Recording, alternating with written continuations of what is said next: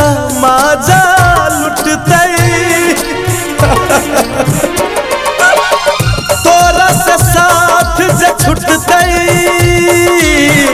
दुनिया का माजा लुटते।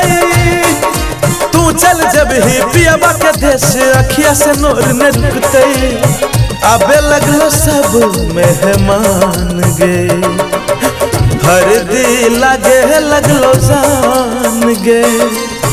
आबे लगलो सब मेहमान गे हर दी लागे लगलो जान गे।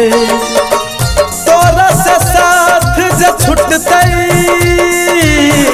दुनिया का माजा लुटते।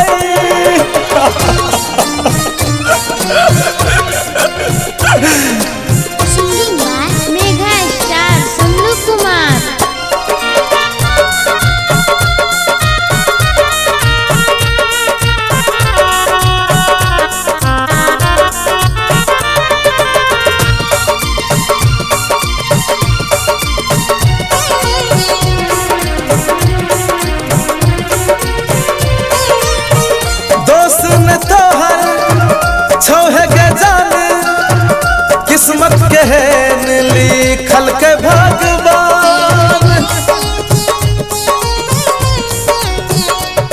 हो दोस्त न तोहर छौहे गे जान। किस्मत के है लिखल के भगवान।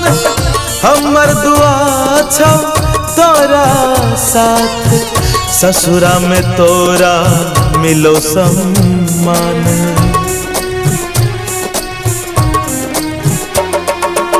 चल जब ही पियावा के देश अखिया से नोर न रुकते। आबे लगलो सब मेहमान गे हर दी लागे लगलो जान गे। आबे लगलो सब मेहमान गे हर दी लागे लगलो जान गे। तोरा से साथ जे छुटते दुनिया का माजा लुटते।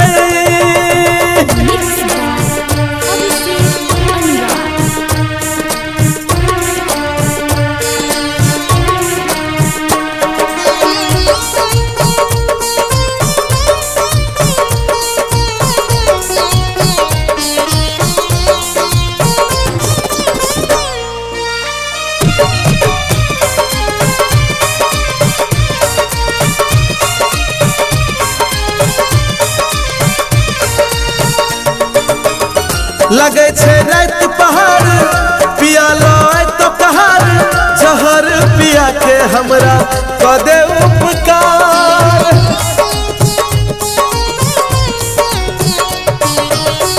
लगे छे रात पहाड़ पिया लो तो कहार जहर पिया के हमरा कदे उपकार। करे छियो तोरा दिल से सलाम हमर जिंदगी दुई दिन के मेहमान।